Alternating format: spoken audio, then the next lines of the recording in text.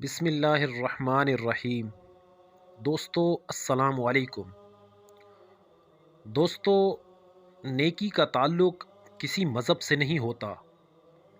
حضرت شیخ سعدی بیان کرتے ہیں کہ حضرت ابراہیم علیہ السلام اس وقت تک کھانا نہ کھاتے تھے جب تک ان کے ساتھ کوئی مہمان شامل نہ ہو۔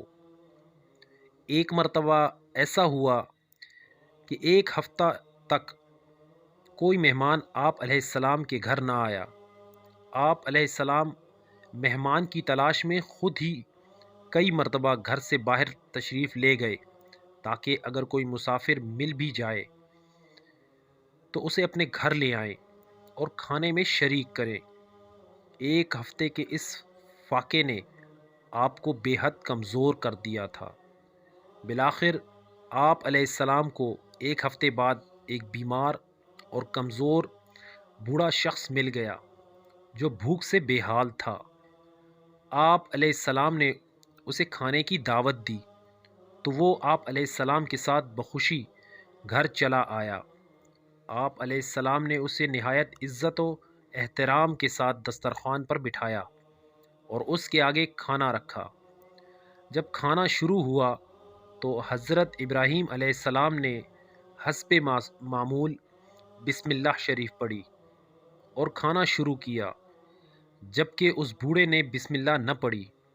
آپ علیہ السلام نے حیرانگی سے اس بوڑھے شخص سے دریافت کیا کہ تم نے کھانا شروع کرنے سے قبل بسم اللہ کیوں نہیں پڑھی؟ اس نے کہا، میں مسلمان نہیں بلکہ آتش پرست ہوں۔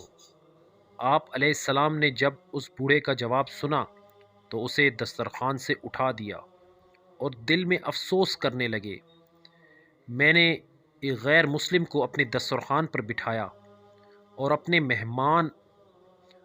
مہمان بنایا۔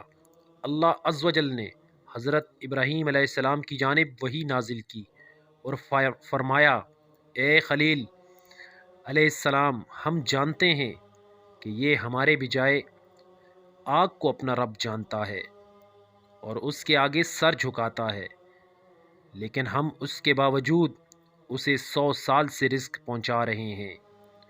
تو اس کی بات سن کر اسے ایک وقت کا کھانا بھی نہ کھلا سکا اور اسے اپنے دسترخوان سے اٹھا دیا۔